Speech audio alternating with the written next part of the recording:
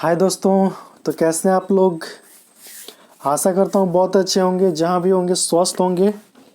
तो इस वीडियो में एक ऐसी कंपनी के एनालिसिस करने जा रहे हैं जो ज्वेलरी को या ज्वेलरी का इंपोर्ट और एक्सपोर्ट करती है, मतलब आयात और निर्यात करती है। साथ ही साथ डिजाइनिंग भी बनाती है। जो हीरा हो रहा होता है, ठीक है, कट आउट करना होता है, वो सारे काम करती है। तो इसका मार्केट कैप बहुत छोटा है, 18.1 करोड़ का मार्केट कैप है। और जो करंट प्राइस है 35 रुपया है। कंपनी बीएसई और एनएसई में लिस्टेड है। 52 का इसका जो हाई है वो 52 का कंपनी का जो हाई है वो 42 रुपये 50 पैसा का है।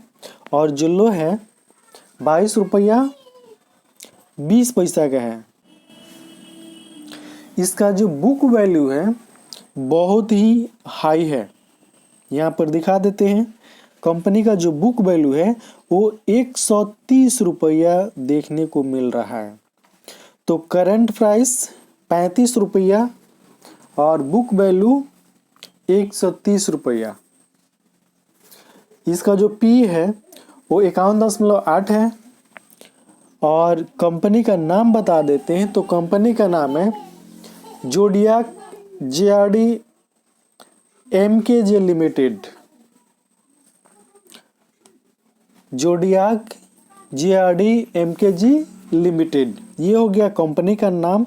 और कंपनी क्या करती है, इंपोर्ट और एक्सपोर्ट का काम करती है। ठीक है, किसका किसका, तो डायमंड का और इस गोल्ड का, ठीक है, और सिल्वर ज्वेलरी जो भी होता है, रफ डायमंड या प्रीवियस स्टोन्स, ठीक है, मतलब इससे संबंधित ये कंपनी आयात और निर्यात करती है।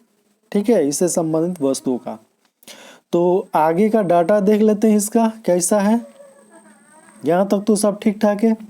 कंपनी ऑलमोस्ट डेब्ट फ्री है, यानी कंपनी पर कर्जा नहीं है। उसके बाद कंपनी रिपीटेड प्रॉफिट दी है। क्या दी है, रिपीटेड प्रॉफिट। देख लीजिए, कंपनी रिपीटेड प्रॉफिट दी है लेकिन डिविडेंड नहीं देती है। उसके बाद देख लेते हैं इसके साथ साथ पीयर कंपैरिजन में टाइटन, राजेश एक्सपोर्ट, ऐसे ऐसे कंपनियां काम करती है। इसका क्वार्टरली रिजल्ट देख लेते हैं। तो जून 2021 तक का क्वार्टरली रिजल्ट यहाँ पर दिखाया जा रहा है। इस रिजल्ट में कंपनी का जो क्या है, सेल्स है, जून 2021 के आंकड़े के अनुसार वो मार्च 2021 के आंकड़े की तुलना में काफ़ी कम हो गया है। इसका कारण ये है कि कोरोना का प्रभाव था, जिसकी वजह से ये सब कम दिखने को मिल रहा है। और जो क्या है, मार्च 2021 में इसका जो सेल्स था वो 4 करोड़ का था, 4.02 करोड़, मतलब 4 करोड़ 2 लाख का सेल्स था। और जून 2021 में 0.26 करोड़ का सेल्स हुआ, मतलब मात्र 26 लाख का सेल्स यहाँ पर देखने को मिल रहा है। और इस 26 लाख के सेल्स पर खर्च कितना आया है, 25 लाख। 26 लाख के सेल्स पर खर्च 25 लाख आया है। तो ऑपरेटिंग प्रॉफिट यहाँ पर 1 लाख रुपया हो जाता है। प्रॉफिट बिफोर टैक्स यहाँ पर भी देखने को सब ठीक ठाक मिल रहा है। ठीक है, नेट प्रॉफिट इसका मार्च 2021 का जो क्वार्टर था उसमें इसका नेट प्रॉफिट माइनस में गया था, क्योंकि कोरोना का प्रभाव ज़्यादा था। इस समय क्या हो गया है, ये नेट प्रॉफिट प्लस में आ चुका है। नेट प्रॉफिट कहाँ पर आ चुका है, प्लस में आ चुका है। और इसका जो ईपीएस है वो भी प्लस में आ चुका है। प्रॉफिट एंड लॉस देख लेते हैं। तो यहाँ पर देखिए ऑपरेटिंग प्रॉफिट यहाँ पर प्लस में देखने को मिल रहा है, profit before tax, net profit और ईपीएस। यहाँ पर देखिए यहाँ के जितने भी आंकड़े हैं, ठीक है, नेट प्रॉफिट में सब ठीक ठाक देखने को मिल रहे हैं। ठीक है, इसका जो ईपीएस है वो भी ठीक ठाक है। जब कोरोना का प्रभाव था तो इंपोर्ट और एक्सपोर्ट ये तो लगभग ठप हो चुका था, बुरी तरह प्रभावित हो चुका था। ठीक है, तो इसका प्रभाव इसके डाटा पर देखने को मिल रहा है। कंपाउंडेड सेल्स ग्रोथ देख लीजिए, 10 वर्ष में -5%, 5 वर्ष में -12%, 3 वर्ष में -24% और टीटीएम माइनस में ही है। ठीक है, स्टॉक प्राइस सीएजीआर देख लेते हैं, एक वर्ष में कंपनी 43% का रिटर्न दी है। तो पहले क्या थी, कंपनी ऑलमोस्ट डेब्ट फ्री नहीं थी, मतलब डेब्ट फ्री नहीं थी, अब कंपनी डेब्ट फ्री हो चुकी है। तो जब कंपनी डेब्ट फ्री हो चुकी है तो कमाई जो भी करेगी उसमें पैसे तो बचेंगे, यानी प्रॉफिट होगा।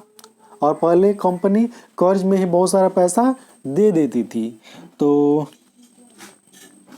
इसका बैलेंस शीट अब देख लेते हैं। मार्च 2021 तक का बैलेंस शीट यहाँ पर दिखाया जा रहा है। यहाँ पर कंपनी के पास रिजर्व की कोई कमी नहीं है, रिजर्व बढ़ता ही जा रहा है। कंपनी का जो रिजर्व है वो देख लीजिए बढ़ता ही जा रहा है। और बोरोविंग लंबे समय से 0 है। ठीक है, ये अच्छी बात है। इन्वेस्टमेंट, कंपनी के पास अच्छा खासा इन्वेस्टमेंट भी है। यहाँ पर देख लीजिए लगभग 3 करोड़ का इन्वेस्टमेंट है। और कैश फ्लो देख लेते हैं, तो नेट कैश फ्लो यहाँ पर पिछले मार्च 2020 और मार्च 2021 का जो डाटा है उसमें नेट कैश फ्लो माइनस में देखने को मिल रहा है। क्या देखने को मिल रहा है, माइनस में।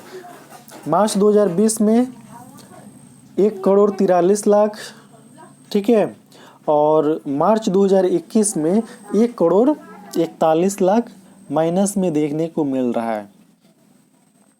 उसके बाद शेयर होल्डिंग पैटर्न देख लेते हैं।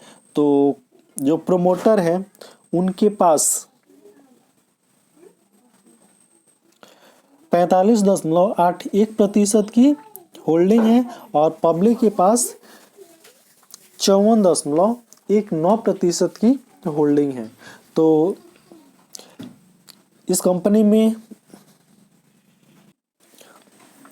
इन्वेस्ट करना चाहिए या नहीं करना चाहिए, आप कमेंट बॉक्स में कमेंट करके बताइए। कंपनी का काम क्या है, ज्वेलरी का इंपोर्ट और एक्सपोर्ट करना। ठीक है, तो जल्द से जल्द आप कमेंट कीजिए।